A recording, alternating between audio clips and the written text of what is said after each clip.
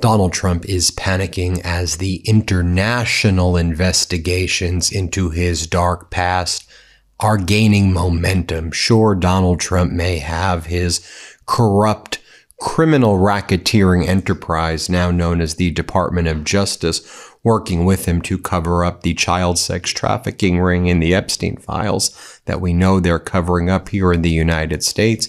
But fortunately, the partial release, that is, of the Epstein files, thanks to the work of people like Ro Khanna, Thomas Massie, Democrats in the House Oversight Committee, and most importantly, the survivors, has led to massive international investigations. It's toppled governments. It's led to the downfall of royal families. Top business leaders, executives have lost their positions.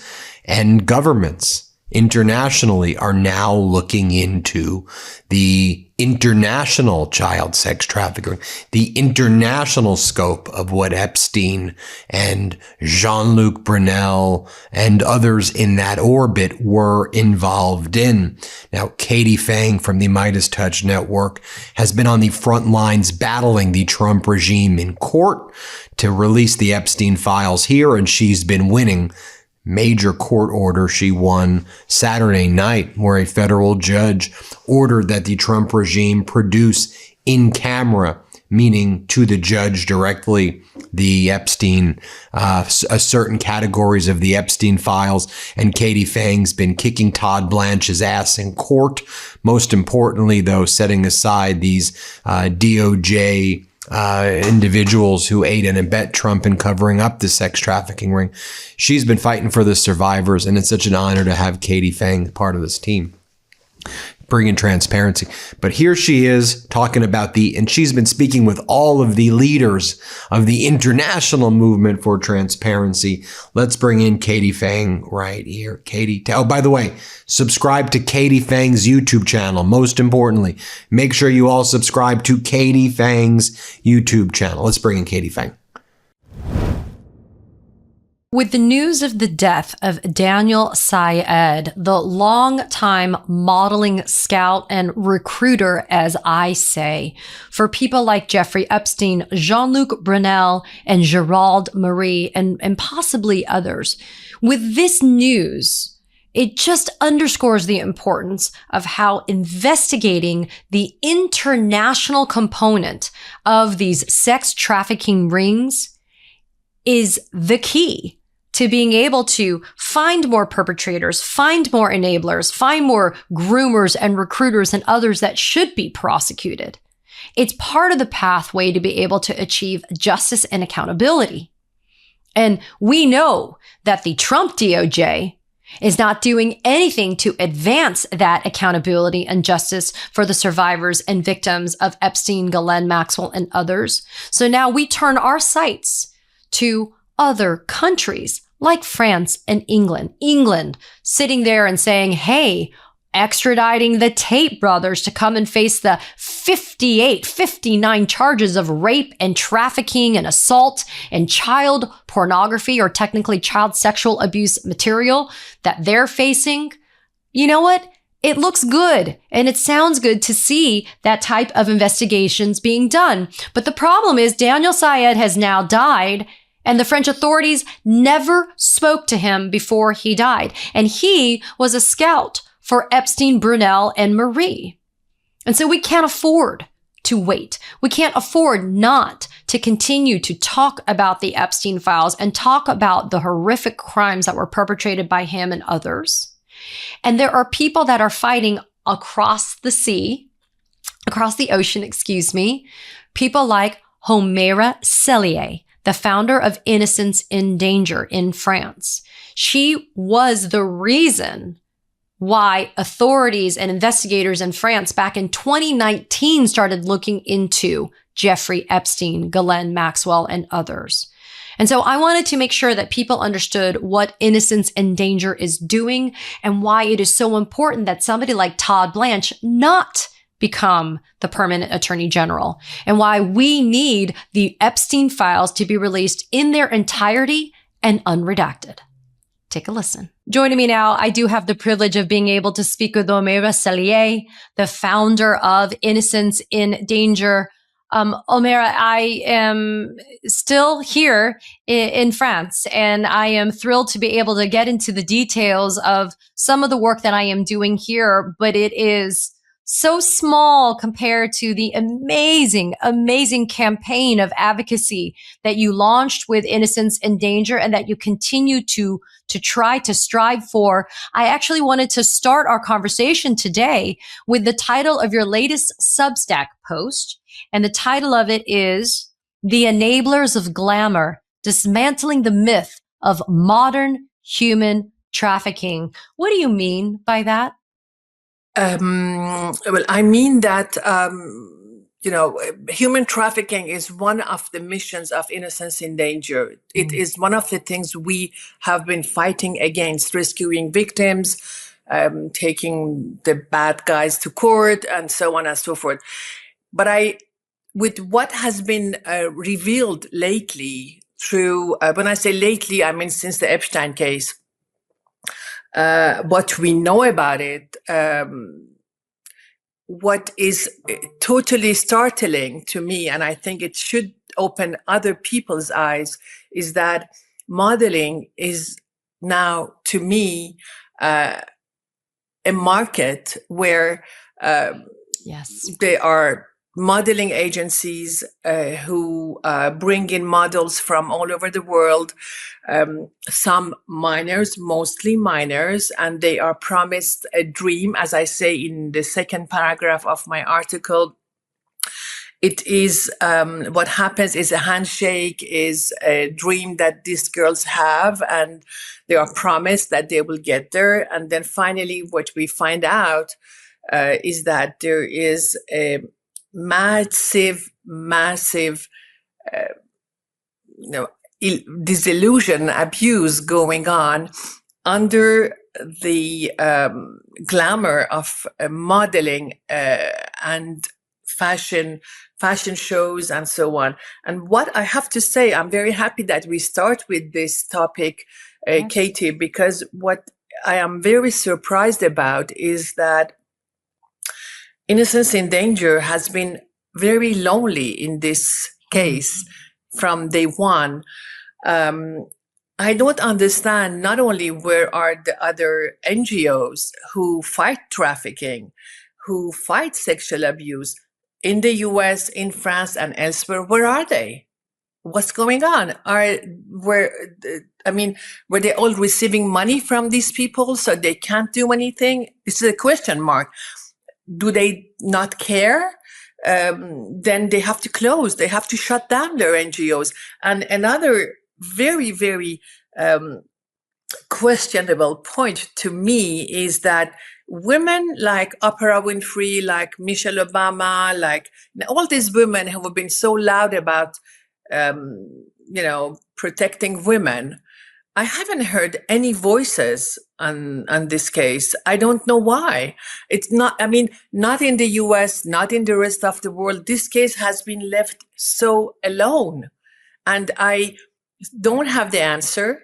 It's a question that I have been asking myself from 2019 until today. In 2019, when I wrote to the prosecutor in France to say that I think an investigation should be opened on this man whose name is Jeffrey Epstein, because I had had a friend on the phone friend journalist investigator who told me that this man is in Paris, and I found out what he has done, what was known back then, only what was known back then. And I said, I don't believe that he will leave his activity behind when he is in Paris. I think he continues. I'm sure he does. And I think you should keep an eye. But, Katie, until today, no other NGOs, no other voices have joined ours and those of the survivors. And it is a question mark that is very unpleasant to have to ask myself along the road, because everybody should be with us, everybody. And also including modeling agencies, including fashion brands cash money on the back of the models. They live of their labor, of their work. Shouldn't they be caring for their security, for their well-being? Shouldn't they be fighting next to us today? And Homaira, this is why I think this conversation is the beginning of many, because I think it's important for people to understand that the MO, the modus operandi of these crimes, of these international trafficking rings, you know, a lot of them are premised on this idea of promises of futures given to girls that are often, if not almost all the time, underage from foreign countries, that are given visas and places to live. That's what Jeffrey Epstein did. Jeffrey Epstein did it with Jean-Luc Brunel, Gerald Marie, John Casablancas. I mean, you name it. These are all big names running big modeling agencies and these huge modeling houses across the world. And yet it is now coming out even more now, to your point, that they all operate in the same fashion, right? No pun intended. They all operate in the same way. Why was it so important when you founded Innocence in Danger to come forward for this? Because I agree, we have seen now evidence that Epstein was doing his recruiting with the help of Jean-Luc Brunel and Daniel Sayed here in Paris and here all over Europe, to be able to bring these young girls and then to put them on planes and take them to the Virgin Islands and take them to, you know, the United States, and then putting them up in apartments and controlling their money, and they have no way to pay the rent and they have nowhere to go. I mean, the mission of Innocence in Danger is to protect and to advocate for victims of sexual abuse. It was all natural for me to come in and to act upon this case as soon as I understood what kind of man Jeffrey Epstein could be. Mm-hmm. And it was very, I mean, it was not an effort. I didn't have to think twice. I simply thought that this man is coming to Paris. He has a flat in Paris. He has chosen to be in Paris for some reason, because it's obvious that France is the only country outside the US where he had a house. He had purchased an apartment, and I was sure that this is because he had friends who were enablers. That's what I'm talking about. The friends who would book the girls, men who would traffic the girls, who would give them visas, who would put them in planes, then who would take those passports and the visas to force them to do what they wanted them to do and prey upon them. It is what we do. This is what we do. Of course, I can tell you, Katie, that compared to what I knew in 2019, what I thought I knew in 2019, what was revealed back then, what I learned since then, it's an ocean of documents, as you know, and proofs of what has happened. This exhibition, which was in New York, I believe, and when you see these rooms with all these documents on the wall, they are all proofs. I am quite stunned that also in the US there has been a very, I can say, the investigation, if there has been any, has neglected everything. And what I wrote a piece a couple of months ago but back then it was Pam Bundy who was speaking to say nothing about all these things. Well, it's not like Todd Blanche is doing more right now. Exactly. Todd Blanche is also doing nothing. And I want to tell these people, this is an international, transnational criminal case. You cannot sit on documents and refuse to investigate and indict people who have for 3-4 decades trafficked minors, enslaved them, raped them, and today, because this one or that one is protecting, I don't know who. I mean, we know what kind of people they are protecting, but this is not okay. Then they should go and do something else. They should not be at the position of responsibility and talking in the name of justice, because there has been no justice here. And Oh, go ahead. I'm sorry. No, Go I ahead. mean, this is not only American. This is not an American case. This is an international case. There are victims from all over the world. As we speak now, I heard that they are 10, 11, maybe 12 investigations, small ones, in this or that country. They are starting, but nobody should be stopping these people to do their work. And you yourself have also called for the French Senate to launch a Yes. parliamentary inquiry, which I Yes. think is brilliant. I just wanted to read off a couple of the questions that you believe need to be answered because I think they're important. For example, Homera, you say, why was Jeffrey Epstein's Paris apartment not searched until September 23rd, 2019? What materials were seized? How were they classified? What cross-checks were carried out with foreign authorities and parallel French proceedings? What investigative lines involving third parties were open at the time of Jean-Luc Brunel's death?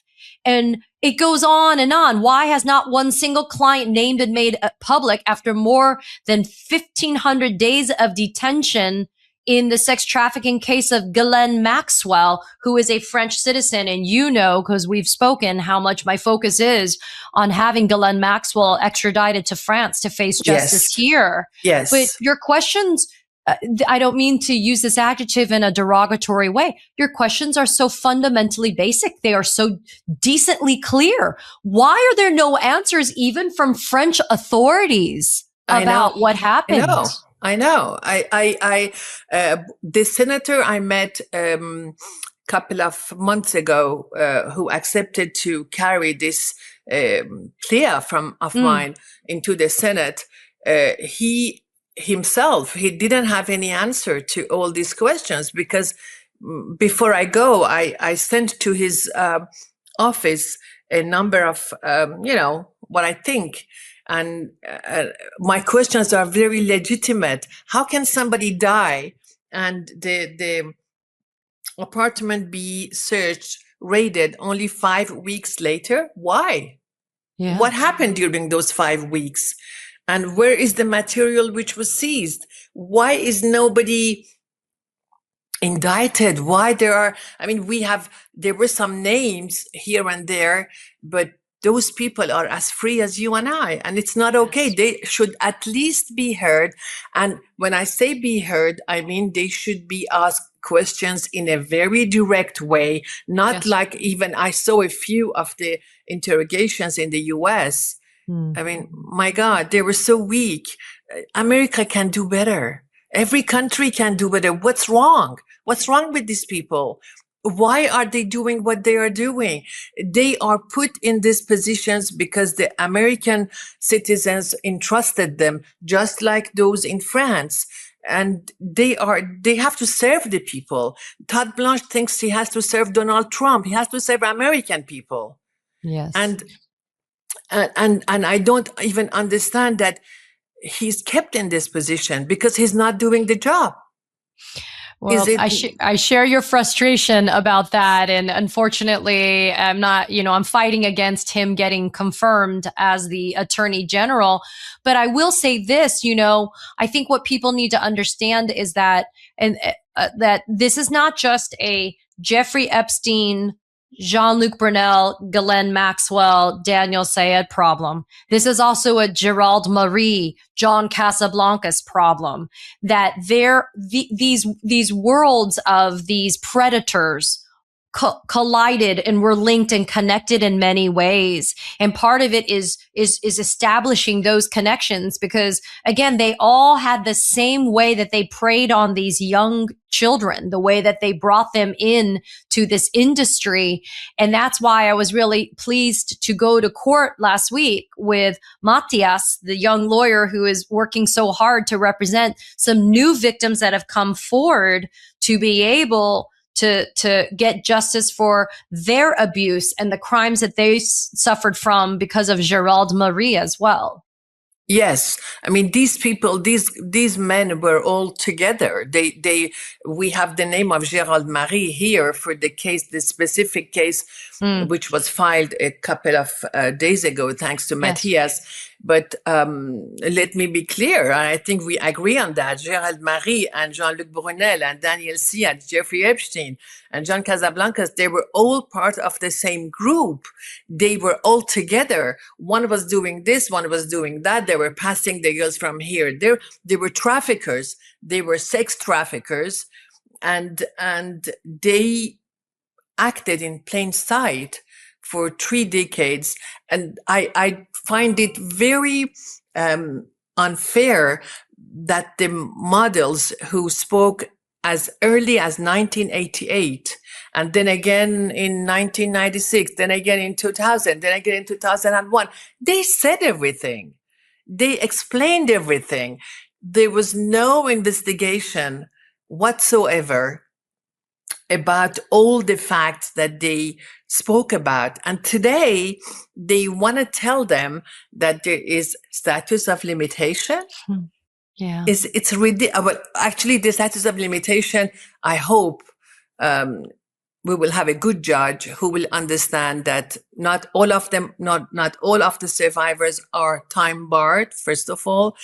And if we have only one who is not time barred, she can open the door to all the others, thanks to a legislation which passed in 2023 called sliding statute of limitation, which is it's a good article of law. I'm happy it's there. I'm happy we can lean on that.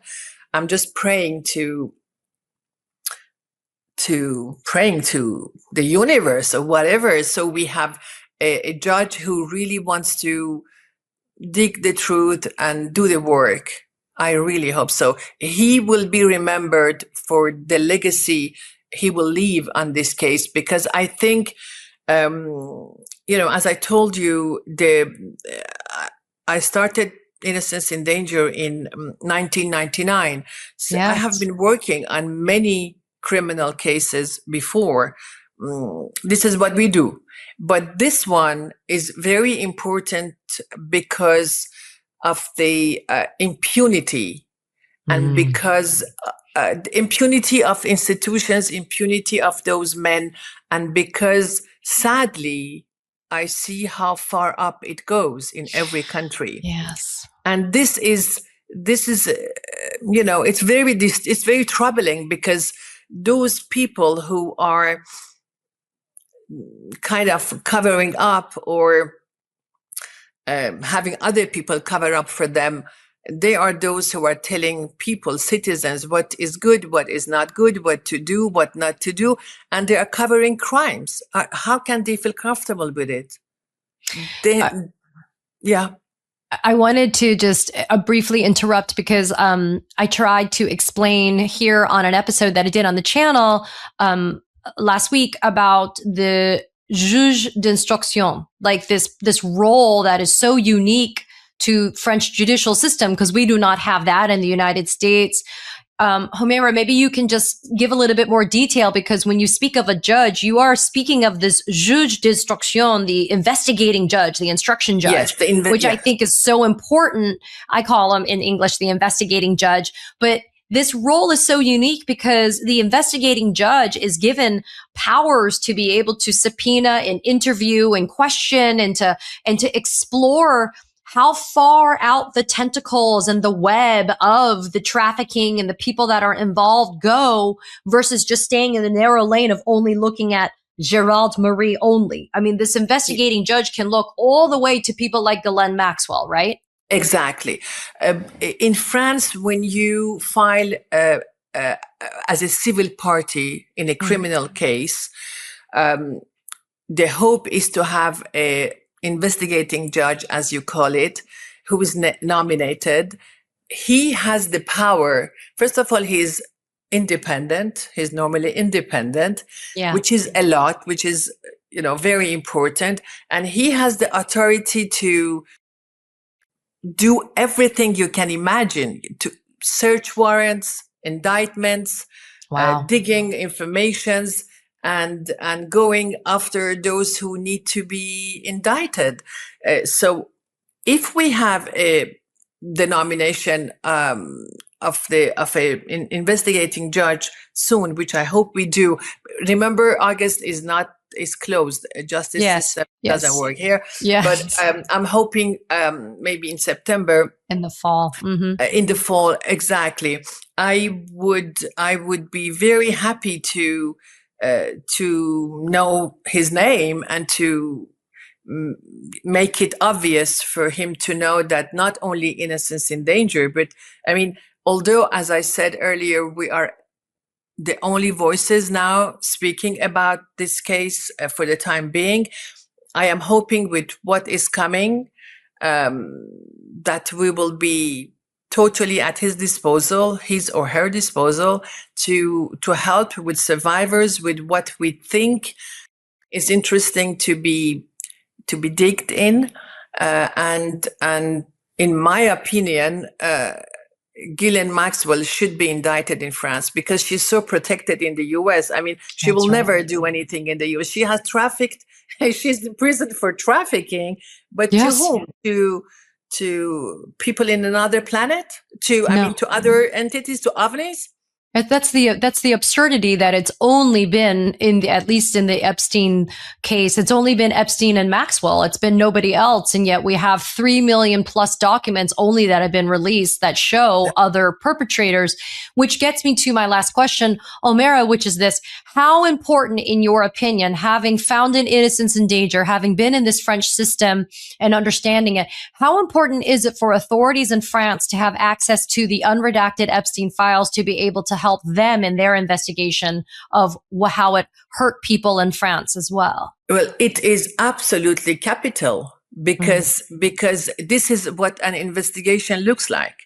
I mean, they cannot. You cannot work upon papers where only the name of the survivors are seen and the rest is redacted. So you see, this is also something that an investigating judge can do. He can demand unredacted information from the U.S. authorities, and if they did not give it, which I heard in one episode in the Jean-Luc Brunel case happened, then I think the world should know.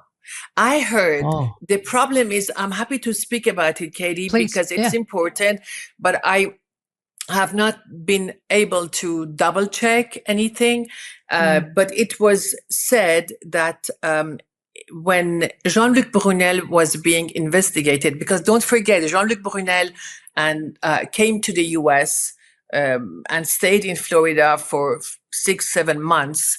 I personally think that he was there to clean up, to remove what was to be removed. But he couldn't remove everything because some of those documents were documents to blackmail other people. So I think, not everything was destroyed. Anyhow, there is a rumor. It was actually in France. It was written in an article in the magazine Society. It is said somewhere that Jean-Luc Brunel had containers with information inside, and French authorities, while they were investigating Jean-Luc Brunel, had demanded from the American authorities to have access to that, to information about that, and that the American justice system never got back to them. Okay, Brunel is dead now. Nevertheless, I mean, if this is true, and Society is a very serious magazine, I cannot imagine they wrote something which was not verified. But I mean, this should not happen again. This cannot happen again, because this time the whole world will know. Yes, and Jean-Luc Brunel and Jeffrey Epstein, for those that are listening and needed the reminder, they created a modeling agency together that was in Florida, in Miami Beach, funded with Epstein's dirty money. And Brunel was working with Epstein as well as the kind of top recruiter, Daniel Sayed, who now has been identified by a Swedish woman because of the release of the Epstein files as being one of her rapists, who then took her to Jean-Luc Brunel and Gerald Marie and all these others. So, I mean, the more information that gets out, Homera, I believe the more victims and survivors will step forward. Yes. The more that they will Yes. identify perpetrators and they will say this, but we need more of the information out so that they can do so. Exactly. Exactly. I am sure that there will be other survivors joining. Yes. Those who are here already, who have come forward. And I want to thank them, because it's not easy to be the No. first ones. It's not easy to remember all those terrible stories again and again. But I'm sure more will come forward, especially once we can use the sliding statutes of limitation. Yes. That would be a great page turned.